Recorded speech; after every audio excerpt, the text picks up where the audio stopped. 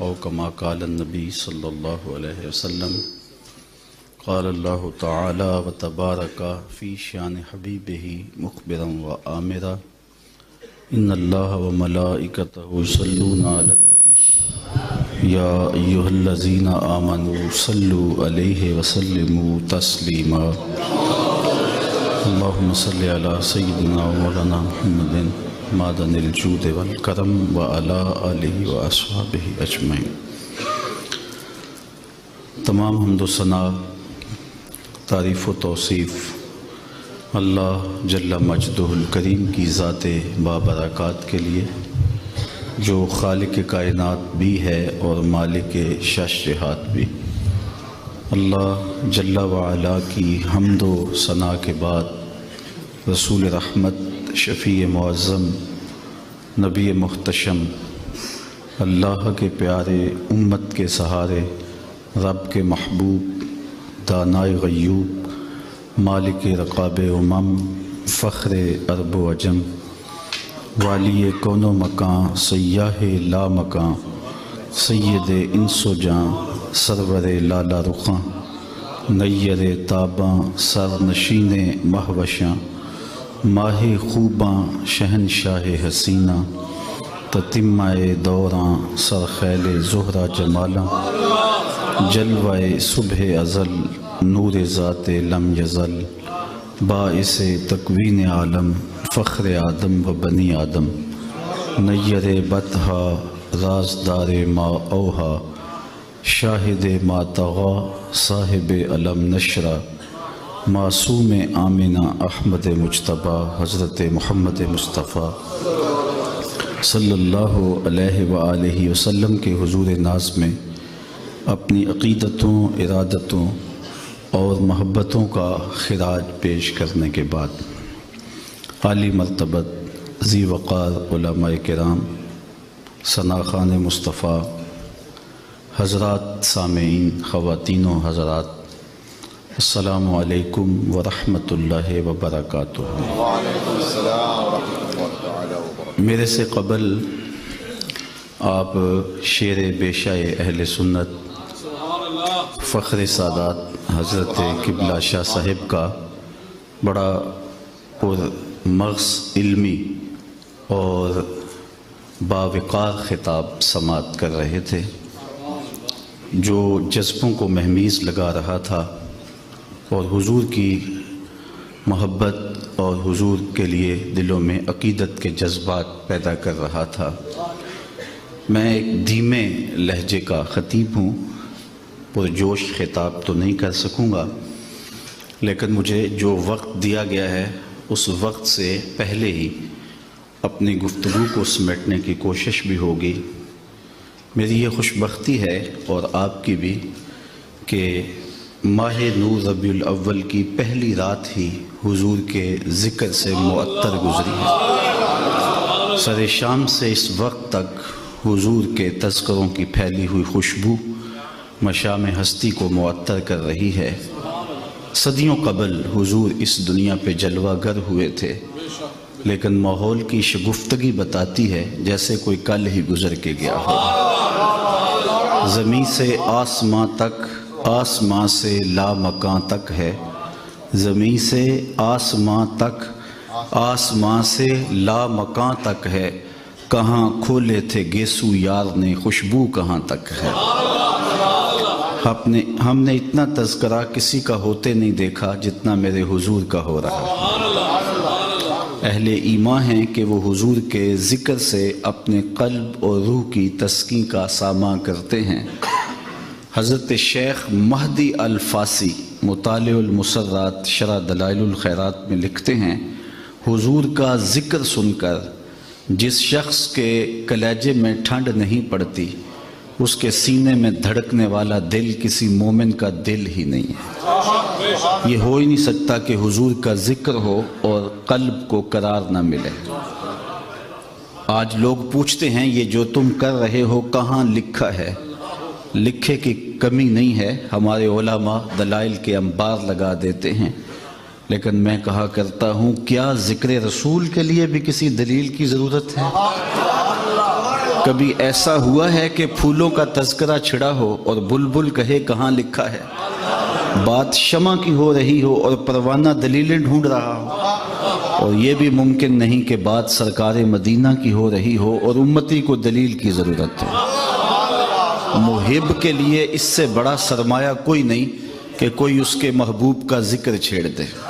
عائد ذکر نعمان لنا فإن ذکرہ هو المسک ما کررتہ یتزوع۔ امام شافعی کہتے ہیں میرے ممدوح کی باتیں چھیڑو، میرے محبوب کا ذکر کرو، ان کا تذکرہ ایسی کستوری ہے تم جوں سے چھیڑتے جاؤ گے خوشبو پھیلتی چلی جائے گی۔ مطرب سے کہو کہ چھیڑے ذرا اس جان تمنا کا قصہ، مطرب سے کہو کہ چھیڑے ذرا اس جان تمنا کا قصہ، فرقت کے بھیانک لمحوں میں کچھ دل کو سہارا ہو جائے۔ تو یقیناً اہل ایمان کے لیے حضور کا ذکر قلب کی، اگر یہ مہربانی فرمائیں تو اپنا اپنا مزاج ہوتا ہے۔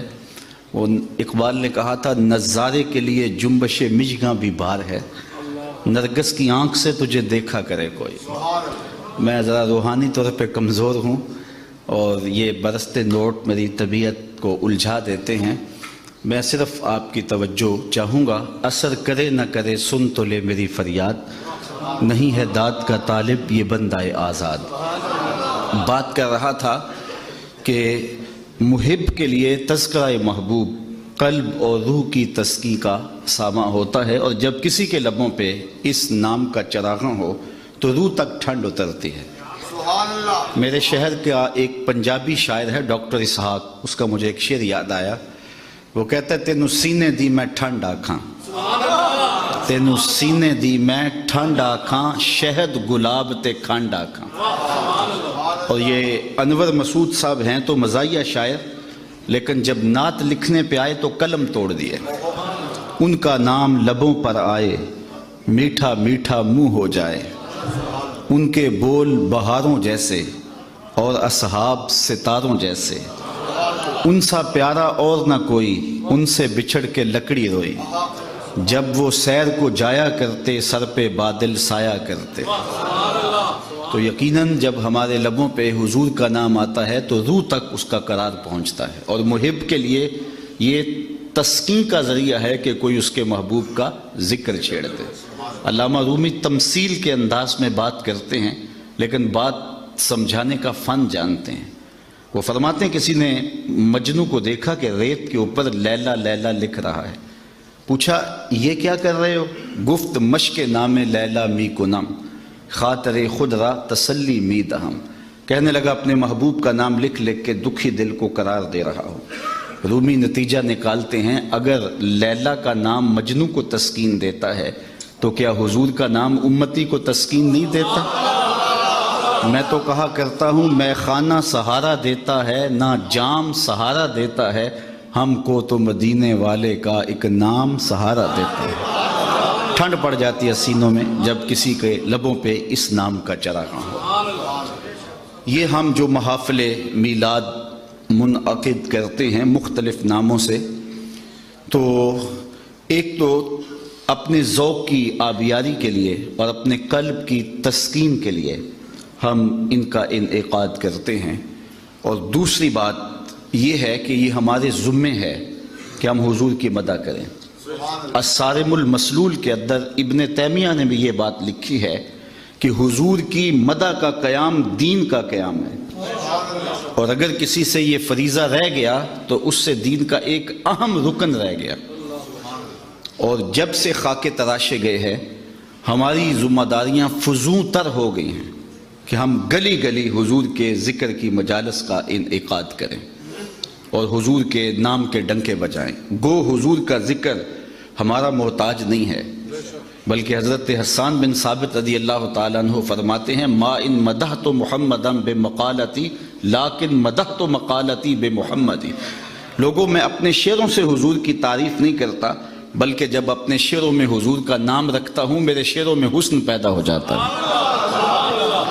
آج ہماری ساری عزتیں حضور کے نام سے ہے نا۔ ہم کہاں عزت کے قابل تھے مگر بستی کے لوگ، نعت کے صدقے ہماری آبرو کرتے رہے۔ تو ان کا ذکر کرنا یہ ہمارے لیے سعادت کا سبب اور ذریعہ ہے، اور اگر نہ بھی کریں تو ادھر فرق نہیں پڑتا، اور دوسری بات کہ کرتے بھی رہیں حق ادا بھی نہیں ہو سکتا۔ ساری زندگی زبانیں ذکر رسول میں تر رہے پھر بھی حق کے شکر ادا نہیں ہو سکتا۔ اللہ نے حضور کی صورت میں وہ کرم نوازی فرمائی ہے۔ یہاں بڑے بڑے جو سخن ور کہلاتے ہیں جب یہاں آتے ہیں تو دم توڑ جاتے ہیں۔ غالب جیسا شخص جو بات کرنے کا ڈھب اور سلیقہ جانتا ہے اور جس عنوان سے بھی بولے تو غالب غالب دکھائی دیتا ہے۔ یہ مسائل تصوف کے یہ تیرا انداز بیاں غالب، ہم تجھے ولی سمجھتے اگر بادہ خار نہ ہوتا۔ جس عنوان سے بھی آئے ذکر اس پری وش کا، پھر بیاں اپنا تھا، بن گیا رقیب آخر جو رازداں اپنا تھا۔ تو بات کرنے کا فن جانتا ہے۔ جب اسے کہا کہ حضور کی مدح میں لب کھول تو قلم پھینک دیتا ہے اور کہتا ہے غالب ثنائے خواجہ بیزداں گزاشتیم، کہاں ذات پاک مرتبہ دان محمد است۔ غالب جب میں جانتا نہیں ہوں تو بیان کیسے کروں؟ تو جو جانتا ہے وہی بیان کرنے والا ہے۔ اسی کی ظہوری نالے ساڈا کی بیان ہے، اودیاں تے صفتاں دا نات خاں قرآن ہے، صورتاں سپارے رنگ نبی دے جمال دا، لب کے لے آواں کتوں سونا تیرے نال دا۔ حضرت شاہ ولی اللہ محدث دہلوی لکھتے ہیں آپ کے مادح کی آخری حد عجز ہے۔ اگر کوئی حضور کی مدح کرنے بیٹھے تو اس کی آخری حد کیا ہوگی؟ عجز۔ وہ تھک کے کہے گا لا یمکن الثناء کما کان حقہ بعد از خدا بزرگ توئی قصہ مختصر۔ تو حق بھی ادا نہیں ہو سکتا، لیکن یہ سعادتیں سمیٹنے کے لیے ہم حضور کا ذکر کرتے ہیں۔ تیسری بات، حضور علیہ السلام کا میلاد کر کے، حضور کا ذکر کر کے ہم ایک تیسرا مقصد حاصل کرتے ہیں، اور وہ کیا کہ یہ ورثہ جو ہمیں حب رسول کا اپنے ماں باپ سے ملا تھا، ہم اس ذریعے سے اپنی نئی نسل کے اندر منتقل کرتے ہیں۔ ہم نے ہمارے ماں باپ نے ہمیں حضور کا نام دیا تھا۔ اقبال نے کہا تھا نام تو از پدرا موختم، حضور آپ کا نام میں نے اپنے باپ سے سیکھا تھا۔ تو آج ہم حضور کا ادب کرنے والے ہیں، حضور سے محبت کرنے والے ہیں، تو ہمارے ماں باپ نے ہمیں سکھایا۔ اسی لیے امیر ملت علیہ رحمہ فرمایا کرتے تھے جوتے پرانے ہو جاؤ تو نئے خرید لیں، لباس پرانا ہو جائے تو نیا خرید لو، لیکن عقیدہ نیا نہ لینا، عقیدہ پرانا ہی رکھنا۔ نیشا پور کے ایک محدث آخری دم توڑتے لمحوں میں اپنے شاگردوں کو بلا کے کہنے لگے کہ تم سب گواہ بن جاؤ، میں نیشا پور کی بوڑھی عورتوں کے دین پہ مر رہا ہوں۔ میرا وہی عقیدہ ہے جو نیشا پور کی بوڑھی عورتوں کا عقیدہ ہے۔ تو ہم نے اپنے آباء و اجداد سے دین سیکھا ہے، حضور کا پیار سیکھا ہے، تو یہ ہم نے اپنی نئی نسل کے اندر منتقل کرنا ہے۔ اس کے زود اثر ذرائع کیا ہیں؟ علماء نے اس پر باقاعدہ کتابیں لکھی اور بہت ساری چیزیں بیان فرمائیں کہ یہ وہ ذرائع ہیں جن سے آپ نئی نسل کے سینے میں حضور کا پیار منتقل کر سکتے ہیں۔ علامہ اقبال جنہیں حکیم الامت کہا جاتا ہے، حکیم الامت وہ ہوتا ہے جو امت کے مرض کی تشخیص بھی کرے پھر اس کی تدبیر بھی کرے۔ تو انہوں نے اس امت کے امراض کی تشخیص بھی کی اور اس کا علاج بھی بتایا۔ وہ اپنے ایک مکتوب میں لکھتے ہیں کہ نئی نسل کے سینے میں حضور کا پیار منتقل کرنے کے لیے آپ کو 3 کام کرنے ہوں گے۔ مختصر وقت میں یہ 3 باتیں آپ کے سامنے رکھنی، اور اگر وقت 2 لمحے بچ گیا تو ایک بات اپنی جانب سے اور میری گفتگو اختتام کو پہنچ جائے گی، اور یہ چیزیں ہم صبح سے ہی اس کو اپنے عمل میں لا کر کے اپنی نسل کی تربیت کرنے میں لگ سکتے ہیں۔ تو اقبال کہتے ہیں کہ نئی نسل کے سینے میں حضور کا پیار منتقل کرنے کے لیے 3 کام کرنے ہوں گے۔ سب سے پہلا کام، ان کو کثرت کے ساتھ حضور پہ درود پڑھنا سکھاؤ، چونکہ اس کا لازمی نتیجہ یہ ہے کہ حضور کے درود کے نتیجے میں دلوں میں حضور کا پیار پیدا ہو۔ درود طبیعتوں کو نکھارتا ہے، اور ایک بات بتاؤں، درود شریف طبیعتوں میں تقدس پیدا کرتا ہے۔ اگر کسی کو یہ خوف ہو کہ میری اولاد غلط ہاتھوں میں چلی نہ جائے اور ان کی عصمت کا جوہر کہیں برباد نہ ہو جائے، کہیں ان کی نظر کا تقدس نہ لٹ جائے، تو وہ اپنی اولاد کو کثرت سے حضور پہ درود پڑھنے کی ترغیب دے، اولاد کو پاک دامنی نصیب رہے گی۔ درود کا یہ فائدہ بھی ہے کہ طبیعتوں کے اکھڑ پن کو دور کرتا ہے۔ اگر آپ کو یہ پریشانی ہو کہ اولاد اکھڑ مزاج ہے، بات مانتی نہیں ہے، طبیعت میں سختی ہے، تو ان کو بطور وظیفہ درود کی تسبیح دیں۔ آپ ہفتوں اشروں میں دیکھیں کہ ان کی طبیعت میں لطافت آ گئی ہے۔ درود پڑھنے والے کو اللہ ذہانت کی دولت سے بھی مالا مال کرتا ہے۔ درود پڑھنے کا سب سے بڑا فائدہ یہ ہے کہ رسول کریم نے ارشاد فرمایا قیامت کے دن میرے سب سے نیڑے وہ ہوگا جو کثرت کے ساتھ میرے اوپر درود پڑھنے والا ہوگا۔ ایک اور بات بھی عرض کرنا چاہتا ہوں، آج 72-73 فرقے ایک بندے کو کھینچ رہے ہیں، اور ہر بندے کے لبوں پر قرآن و حدیث کی بولی ہے۔ عام آدمی پریشان ہو جاتا ہے کہ جاؤں تو کدھر جاؤں۔ ہر بندہ تحقیق کرنے بیٹھ جائے اور ان 72-73 فرقوں میں سچائی پہ کون ہے اس کو تلاش کرنے لگ جائے تو وہ باقی امور زندگی کیسے بجا لائے گا؟ تو کیا سادہ سا نسخہ ہے کہ ہم حق کو پہچانیں۔ 72-73 آدمی ایک بندے کو کھینچ رہے ہوں تو اس کا تو دماغ خراب ہو جاتا ہے۔ کبھی آپ نے دیکھا ہو لاری اڈے پہ جو کنڈکٹر حال کرتے ہیں پاکستان میں سواری کا، ایک سامان اچک کے لے گیا، دوسرے نے بچے کو پکڑا اور اپنی جانب کھینچ رہا ہے، تیسرا بڑھیا کو بازو سے پکڑ کے اپنی بس میں لے جا رہا ہے، تو بعض عورتیں غصے میں آ جاتی ہیں، پائیا سا کتے بھی نہیں جانا، حالانکہ کہیں تو جانا ہوتا ہے نا، لیکن وہ اس قدر کو ادھر کھینچ رہا ہے، کوئی بچہ ادھر لے گئے ہیں، سامان ادھر جا رہا ہے، تو 70-72 لوگ ایک بندے کو کھینچ رہے ہیں، وہ جائے تو کدھر جائے؟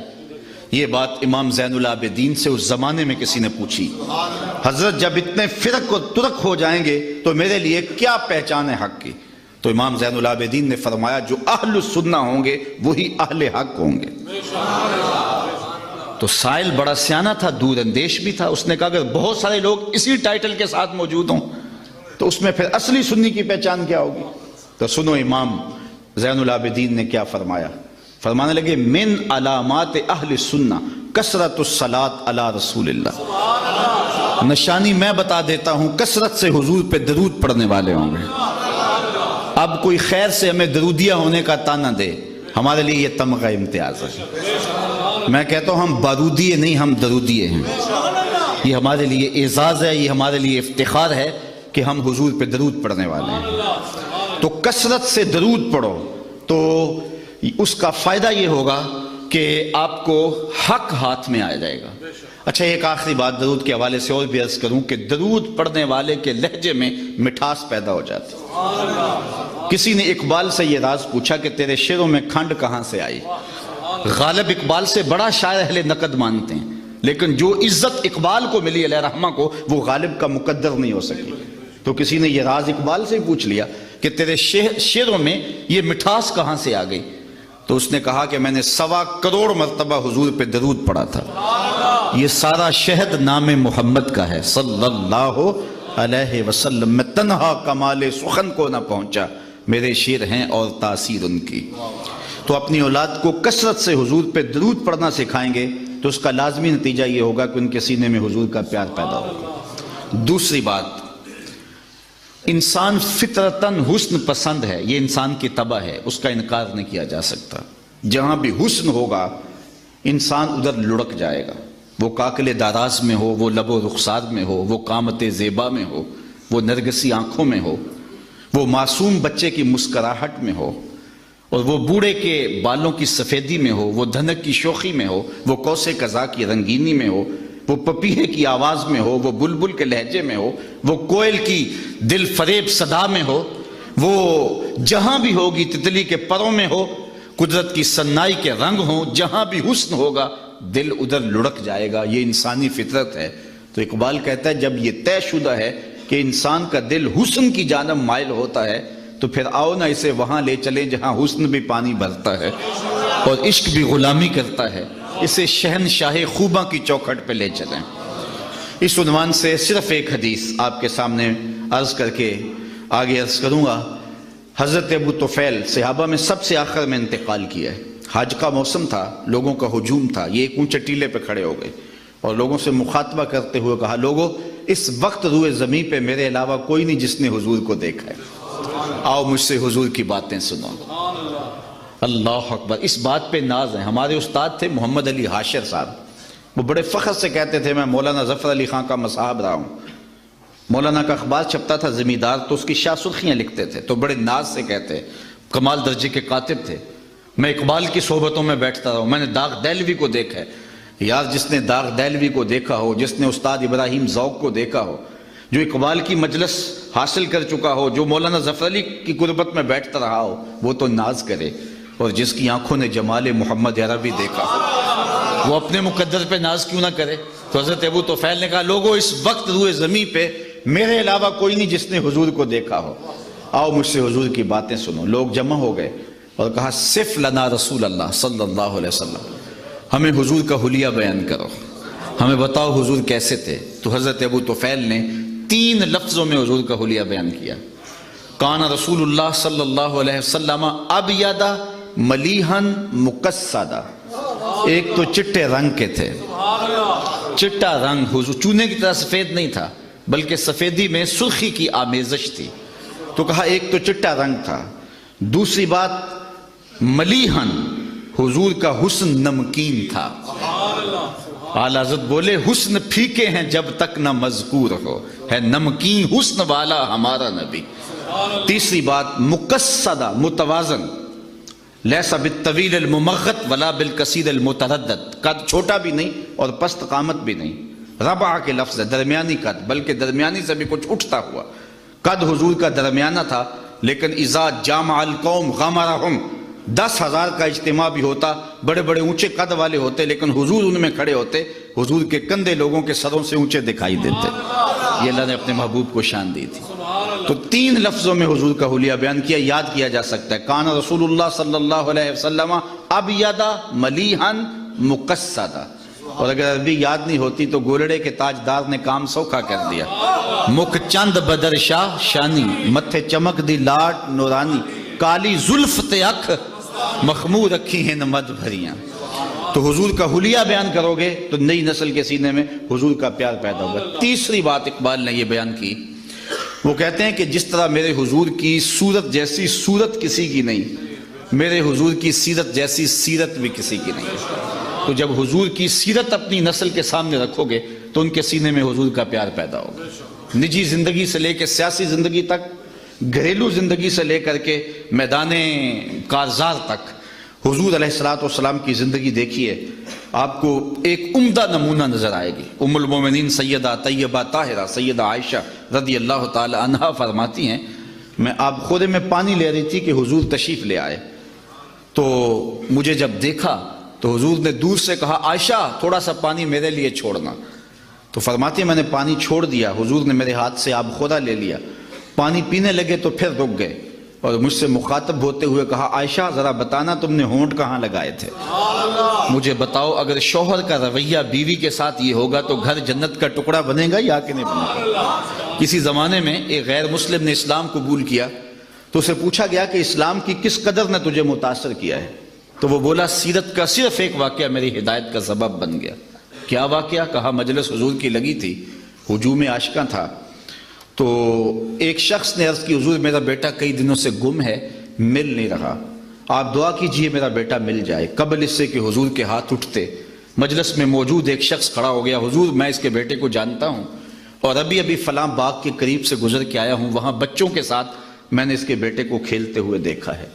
جب باپ نے سنا تو اس نے دوڑ لگا دی، حضور نے فرمایا سے بلاؤ، بلایا گیا، بہت جلدی ہے؟ جی حضور آپ جانتے ہیں ایک باپ کے جذبات کیا ہے، کئی دنوں سے بچہ بچھڑا ہے، اب خبر ملی ہے تو بہت جلدی اپنی آنکھوں کی پیاس بجھانا چاہتا ہوں، ماں الگ تڑپ رہی ہے، کئی دنوں سے اس نے کچھ کھایا نہیں، کچھ پیا نہیں، میں چاہتا ہوں کہ بہت جلد اسے ملوں اور سینے کو قرار ملے۔ فرمایا ضرور جاؤ، میں تجھے روکتا نہیں، روکنے کے لیے بلایا بھی نہیں، لیکن میری ایک بات سنتے جانا کہ جب تم باغ کے کنارے جاؤ اور بچوں کے ساتھ اپنے بچے کو کھیلتا ہوا دیکھ لو تو اسے بیٹا بیٹا کہہ کے آوازیں نہ دینے لگ جانا، اس کا جو نام رکھا ہے اس نام سے پکارنا۔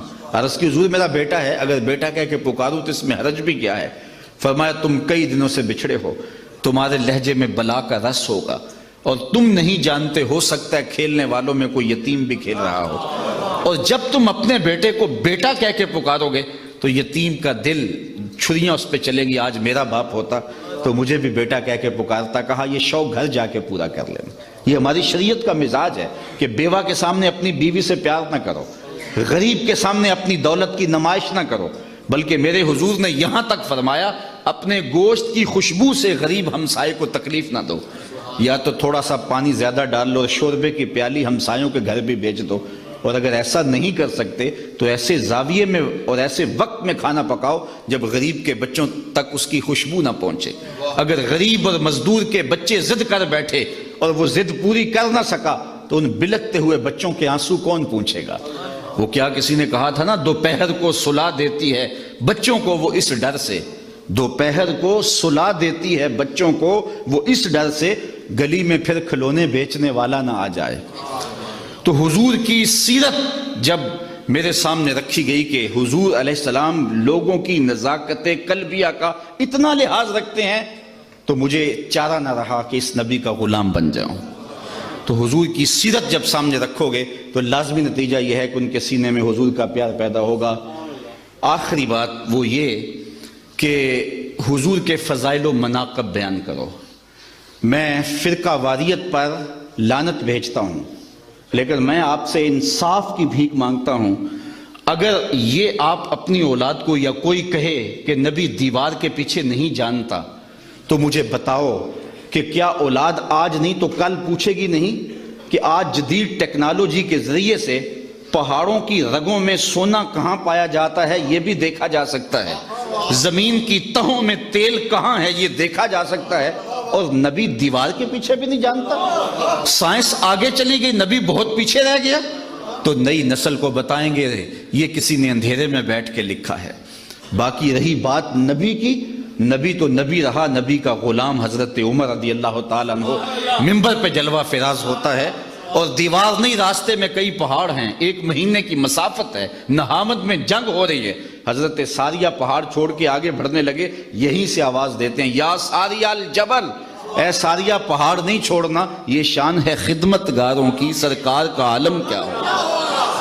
اگر اولاد کو یہ کہیں اور یہ سبق دیا جائے کہ نبی کسی چیز کا اختیار نہیں رکھتا تو مجھے بتائیے کہ کیا اولاد پوچھے گی نہیں؟ آج انسانی اختیارات تو آسمان کی بلندیوں کو چھو رہے ہیں، ایٹم کا کلیجہ شک کیا جا چکا ہے، چاند کی چھاتی روندی جا چکی ہے، مریخ کے سفر کی تیاریاں ہیں، آج پوری دنیا گلوبل ولیج بن گئی ہے، آج جو ہے وہ پانیوں کو اور ہواؤں کو مسخر کر لیا گیا ہے، اور نبی کسی چیز کا اختیار نہیں رکھتا۔ تو اپنی اولاد کو بتانا ہوگا، نبی کے اختیار کی بات پوچھو، نبی انگلی اٹھائے چاند کے ٹکڑے ہو جائیں، سورج پلٹ کے عصر کے وقت پہ آ جائے، اور سڑیاں کھجوراں اگا جاندہ ہے، اور پتھراں نو کلمے پڑھا جاندہ، قطرے کو سمندر ذرے کو ستارہ کرتے ہیں، کونین کو خم آ جاتا ہے جب زلف سوارا کرتے ہیں۔ ہم تو اس نبی کی بات کرتے ہیں جو رخ پھیر دے خدا قبلے بدل دے۔ قبیلہ بنو سلمہ کی مسجد ہے، 4 رکعتی نماز ہے، 2 رکعتیں ہو گئی ہیں، 2 رکعتیں ابھی باقی ہیں، خاطر آطر میں بات آئی قبلہ بدل جائے تو کیا خوب، تو فوراً طائر سدرہ نشین کے پروں کے پھڑ پھڑانے کی آواز آنے لگی۔ محبوب پروگرام بن گیا تو پھر دیر کا ہے کا، ابھی رخ پھیر لو، یا اللہ تیری نماز تو پوری ہو لے۔ ہم نے نماز کا وقت بدلنا ہو تو 1 دن پہلے بتاتے ہیں، کل سے نماز ظہر اتنے بجے ہوگی، یہاں تو قبلہ بدلنا تھا، ایک نماز ہی پہلے بتا دیا جاتا، کہا نہیں محبوب ابھی رخ پھیر لے، یا اللہ تیری نماز تو پوری ہو لے، کہا میری نماز بعد میں پوری ہوگی، پہلے تیری مرضی پوری ہو۔ می وریا کستوریاں دا جدو یار نچوڑیاں زلفاں، تے قبلہ او دے بنیا سائم جدے یار نے موڑیاں زلفاں۔ تو پتہ نہیں کس کو دیکھا ہے، کس کو سنا ہے، کس کی بات کرتا ہے۔ اللہ اکبر، ہمارے بزرگ فرمایا کرتے تھے تو نے حلیمہ کی بکریوں کے پیچھے پیچھے دیکھا ہے، سدرہ پر جبریل کے آگے آگے نہیں دیکھا۔ اور اقبال کہتا ہے تو نے یوسف کو کنویں میں دیکھا تو کیا دیکھا، آرے ناداں جو مطلق تھا مقید کر دیا تو نے، تو ابھی تک کنویں میں ڈھونڈ رہا ہے، وہ مصر کے تخت کا مالک بھی بنا ہوا ہے۔ تو جب نبی علیہ السلام کی عقیدت سینوں میں پیدا ہوگی تو لازمی نتیجہ یہ ہوگا کہ حضور کا پیار پیدا ہوگا۔ اور میں کہتا ہوں یہ چاروں چیزیں حضور کی محفل میلاد میں موجود ہوتی ہیں۔ بار بار درود بھی پڑھا جاتا ہے، حضور کے فضائل و مناقب بھی بیان ہوتے ہیں، حضور علیہ السلام کا حلیہ بھی بیان ہوتا ہے، حضور کی سیرت بھی بیان ہوتی ہے۔ صرف ہمیں اپنی محافل کو، اپنی مجالس کو مرتب کرنے کی ضرورت ہے، اور اپنی محافل و مجالس کو پیشہ وروں سے محفوظ کر کے با مقصد بنانے کی ضرورت ہے۔ اگر ہم اپنی محافل کو، اپنی مجالس کو با مقصد بنا لیں تو ان محافل کے ذریعے سے ہم امت کو کھڑا کر سکتے ہیں، اور عشق رسول سے ہی امت کھڑی ہوگی۔ اقبال کے سارے کلام کا رس نچوڑیں تو جو خلاصہ نکلتا ہے، جو جوس نکلتا ہے، وہ یہی ہے کہ محمد سے وفا تو نے تو ہم تیرے ہیں، یہ جہاں چیز ہے کیا لوح و قلم تیرے ہیں۔ اقبال کہتا ہے حضور سے وفا کر لو، پھر قلم بھی تمہیں پکڑا دیں گے، تختی بھی تمہیں دے دیں گے، پھر جو لکھنا ہوا لکھ لینا، تیری تقدیر کے فیصلے کہیں اور نہیں ہوں گے۔